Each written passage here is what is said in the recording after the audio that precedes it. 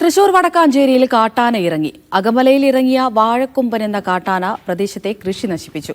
കൊമ്പനെ കണ്ട തൊഴിലാളികൾ ഭയന്നോടി.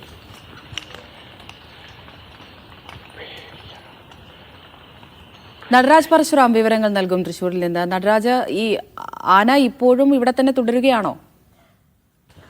വടക്കാഞ്ചേരി അകമല കൂഴിയോട് എന്ന പ്രദേശത്താണ് പുലർച്ചയോടുകൂടി വാഴക്കൊമ്പൻ എത്തിയത്.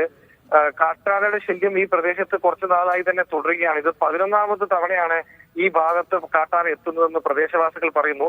വ്യാപകമായ കൃഷിനാശമാണ് ഇത്തവണ ഉണ്ടായത്. തെങ്ങുകളും വാഴയും ഉൾപ്പെടെയുള്ളവ കാട്ടാന നശിപ്പിച്ചു.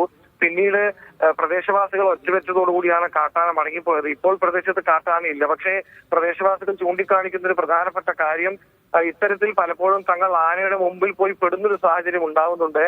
ആനയിൽ നിന്നും രക്ഷപ്പെടുന്നതൊക്കെ തലനാരിഴയ്ക്കാണ്. ഇത് മനുഷ്യ-മൃഗ സംഘർഷം തുടരുന്നൊരു പ്രദേശമാണ്. ഈ ഭാഗത്ത് വനം വകുപ്പിന്റെ നേതൃത്വത്തിൽ ഇടപെടൽ ഉണ്ടാകണം, ഈ സംഘർഷം പരിഹരിക്കാനുള്ള നടപടി ഉണ്ടാകണം എന്ന ആവശ്യമാണ് നാട്ടുകാരൊക്കെ തന്നെ ഉന്നയിക്കുന്നത്. വരും ദിവസങ്ങളിൽ ഈ ആവശ്യം ഉന്നയിച്ചുകൊണ്ട് പ്രക്ഷോഭ പരിപാടികളിലേക്ക് നീങ്ങാനാണ് നാട്ടുകാരുടെ തീരുമാനം. ശരി.